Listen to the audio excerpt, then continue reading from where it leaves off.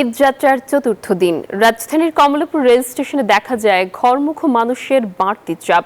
রেলপথে ভোগান্তি না থাকায় স্বস্তি প্রকাশ করেন যাত্রীরা।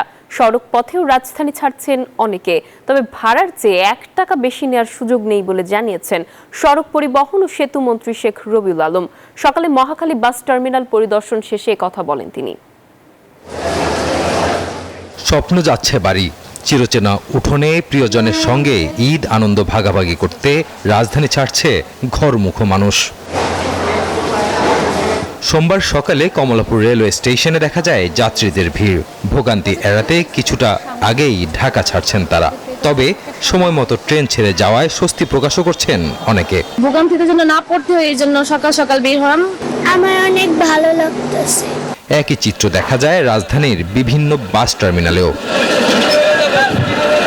যাত্রাপথে কিছুটা ভোগান্তি থাকলেও সব মশার বিরুদ্ধে সুরক্ষা দিতে এলো বসুন্ধরা এক্সট্রিম অ্যারোসল। মশার বিরুদ্ধে এক্সট্রিম সুরক্ষা। প্রিয়জনের সাথে ঈদ উদযাপনে যাচ্ছেন তারা। ব্যস্ততার জন্য সেরকম যাওয়া হয় না, ফেস্টিভ্যালে যাওয়া হয়। ছোট বোন আছে, এই ওদের জন্য আর কি যাওয়া, নারী টানে বাড়ি ফেরা। ঈদ যাত্রার হালচাল পর্যবেক্ষণে মহাখালী বাস টার্মিনালে আসেন সড়ক পরিবহন ও সেতুমন্ত্রী শেখ রবিউল আলম। এ সময় মন্ত্রী জানান, নির্ধারিত টাকার চেয়ে 1 টাকাও বাড়তি ভাড়া নেয়ার কোনো সুযোগ নেই। কোনো যাত্রী অভিযোগ করলে তাৎক্ষণিক ব্যবস্থা নেওয়া হবে। যথেষ্ট সংখ্যক বাস এখানে স্টপেজে রাখা গিয়েছে, যত্রতত্র পার্কিং নাই, শৃঙ্খলাও আছে।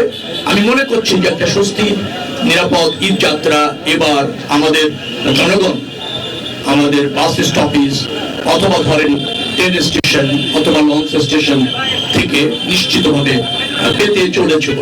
এছাড়া গণপরিবহনে পর্যাপ্ত জ্বালানি নিশ্চিত করা হয়েছে উল্লেখ করে মন্ত্রী বলেন, তেলের দাম বাড়ছে না, সড়কে ফিটনেসবিহীন গাড়ি চলার কোনো সুযোগ নেই। নিশ্চিত করা হয়েছে গণপরিবহনে পর্যাপ্ত তেল সরবরাহ করা হবে। রাজু মাহমুদ, নিউজ 24, ঢাকা।